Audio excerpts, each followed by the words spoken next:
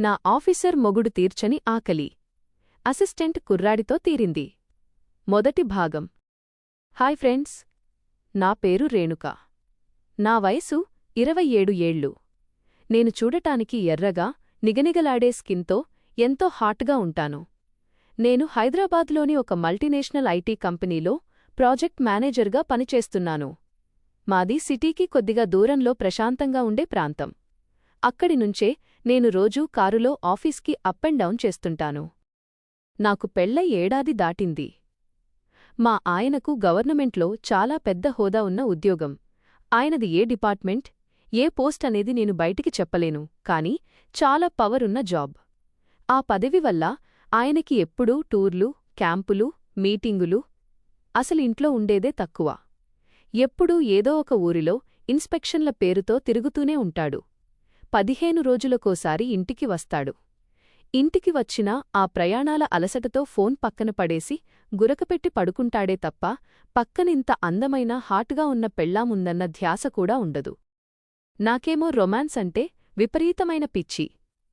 మంచంమీద మొగుడితో స్వర్గం చూడాలని, వాడి చేతుల్లో నలిగిపోవాలని ఎన్నో కలలు కన్నాను. ఆయనకేమో ఆ ఫైళ్లు, ఆఫీసర్లు, ఆ టూర్లు తప్ప నా అందం మీద ఏమాత్రం ఆసక్తిలేదు. నాలోని యవ్వనం, ఆపుకోలేనంత కసి రోజురోజుకూ పెరిగిపోయి నన్ను రాత్రిళ్లు నిద్రపోనివ్వకుండా పిచ్చెక్కిస్తున్నాయి. నా ఈ తీరని విరహాన్ని, నా బాడీలో రగులుతున్న వేడిని నా సొంత చెల్లెలు కీర్తికి చెప్పుకున్నాను. కీర్తి నాకంటే 3 ఏళ్లు చిన్నది. చాలా బోల్డ్ అండ్ ఓపెన్. నా పరిస్థితి విని కసిగా నవ్వుతూ, అక్కా, ఆ గవర్నమెంట్ ఆఫీసర్ బావకి ఎప్పుడూ ఆ టూర్లమీదే యావ. నీ బాడీలో ఉన్న టెంప్టేషన్ గురించి ఆయనకేం తెలిసే? నీ అందాన్ని చూసి పిచ్చెక్కిపోయి నిన్ను ఆస్వాదించే కుర్రాడు నీకు కావాలి. నీకు ఫుల్ సపోర్ట్ ఇచ్చే మొనగాడు ఒకడున్నాడు. వాడి పేరు నిఖిల్.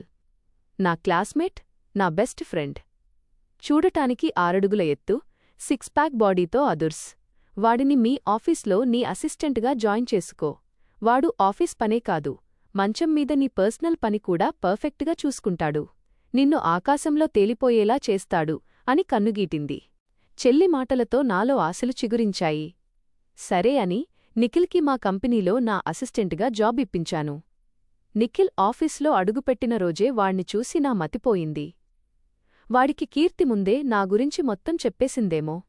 ఆఫీస్లో వాడు నన్ను చూసే చూపుల్లోనే విపరీతమైన కోరిక, నా అందాలను తినేయాలన్నంత ఆకలి కనిపించేవి.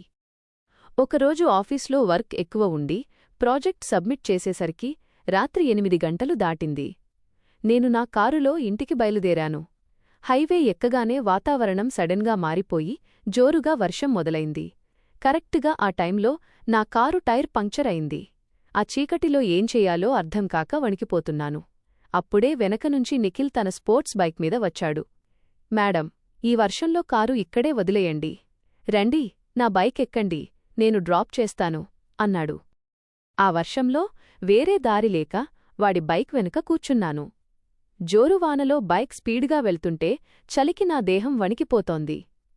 అది గమనించిన నిఖిల్ కావాలనే బైక్ బ్రేకులు పదే పదే గట్టిగా వేస్తున్నాడు. బ్రేక్ వేసిన ప్రతిసారీ నేను ఆటోమేటిక్గా ముందుకు జరిగి నా బరువంతా వాడి వీపుకు ఆనుకుంటోంది. నా వక్షోజాలు వాడి వీపుకు గట్టిగా రాసుకుంటుంటే నాలో ఉన్న చలి మొత్తం మాయమైపోయి నరనరాన విపరీతమైన వేడి పుట్టింది. వాడు కూడా నా స్పర్శను బాగా ఎంజాయ్ చేస్తున్నాడు. ఇక నావల్ల కాక నా 2 చేతులతో వాడి నడుముని గట్టిగా పట్టుకుని నా తడిసిన దేహాన్ని వాడికి పూర్తిగా అతికించేశాను. నా గుండె చప్పుడు వాడికి స్పష్టంగా వినిపిస్తోంది. ఆ రాపిడికి ఇద్దరికీ పిచ్చెక్కిపోతోంది. రాత్రి 10 గంటల సమయంలో ఇంటికి చేరుకున్నాం. ఆ రోజు మా ఆయన ఎప్పటిలాగే ఏదో గవర్నమెంట్ టూర్లో ఉన్నాడు. 2 రోజుల దాకా రాడు. నిఖిల్ పూర్తిగా తడిసిపోయి ఉన్నాడు. నాకు నా కోరికలు తీర్చుకోవడానికి ఇదొక మంచి ఛాన్స్ అనిపించింది. వాడి కళ్లలోకి మత్తుగా చూస్తూ, నిఖిల్, చాలా చలిగా ఉంది. లోపలికి రా, కాఫీ తాగి వెళ్దూగాని అని పిలిచాను. వాడు ఒక చిలిపి నవ్వి లోపలికి వచ్చాడు.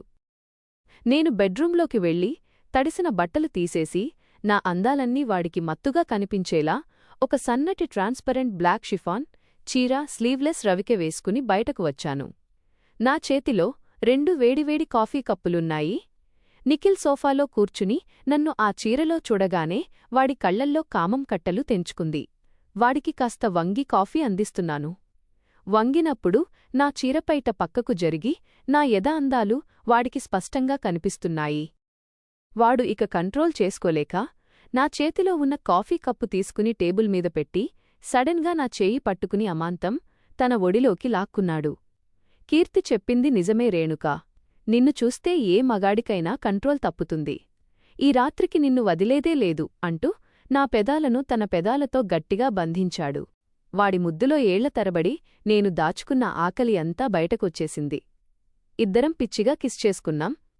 వాడి బలమైన చేతులు నా నడుము వంపుల్లో నా వీపుమీద కసిగా కదులుతుంటే నాలో ఎక్కడలేని ఫీలింగ్.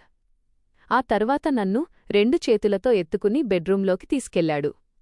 ఆ రాత్రి నిఖిల్ నన్ను ఒక రేంజ్లో సుఖపెట్టాడు. ఎప్పుడూ టూర్లు తిరిగే నా గవర్నమెంట్ మొగుడు నాకు ఇవ్వలేని ఆ స్వర్గాన్ని నిఖిల్ తన వేడి స్పర్శతో అంతులేని రొమాన్స్తో అందించాడు. రాత్రంతా వాడి కౌగిలిలోనే బందీ అయిపోయి హాయిగా నిద్రపోయాను. ఉదయం లేచేసరికి పక్కన నిఖిల్ నా కళ్లలోకి కసిగా ప్రేమగా చూస్తున్నాడు. అప్పుడే నా ఫోన్ రింగ్ అయింది. చూస్తే చెల్లి కీర్తి. ఫోన్ ఎత్తగానే, గుడ్ మార్నింగ్ అక్కా. వాన రాత్రి ఎలా గడిచింది? నా ఫ్రెండ్ రొమాన్స్ నీకు నచ్చిందా అని చిలిపిగా అడిగింది. దాని మాటలకి నాకు సిగ్గుతో పాటు ఆనందం కూడా వేసింది. నీ సెలక్షన్ సూపర్ కీర్తి, నాలో ఉన్న కోరికలన్నీ తీర్చేశాడు అని చెప్పాను. దానికి కీర్తి నవ్వుతూ, అయితే రెడీగా ఉండు అక్కా, నెక్స్ట్ వీకెండ్ నేను కూడా వస్తున్నాను. ముగ్గురం కలిసి మంచం మీద ఒక రేంజ్లో పార్టీ చేసుకుందాం అని చెప్పింది. ఆ మాట వినగానే నిఖిల్ నా వైపు చూసి కన్నుగీటాడు. ఆ తరువాత వీకెండ్లో మేం ముగ్గురం కలిసి ఏం చేశామనేది నెక్స్ట్ ఎపిసోడ్లో చెప్తాను ఫ్రెండ్స్. నమస్కారం. మన K7 కథలు ఛానల్ని ఆదరిస్తున్న ప్రేక్షకులకు నా హృదయపూర్వక ధన్యవాదాలు. ఒక చిన్న విన్నపం. మన ఛానల్ అనలిటిక్స్ ప్రకారం వీడియోలు చూస్తున్న వారిలో 82% మంది ఇంకా సబ్స్క్రైబ్ చేసుకోలేదు. కేవలం 18% మంది మాత్రమే మన ప్రయాణంలో భాగస్వాములు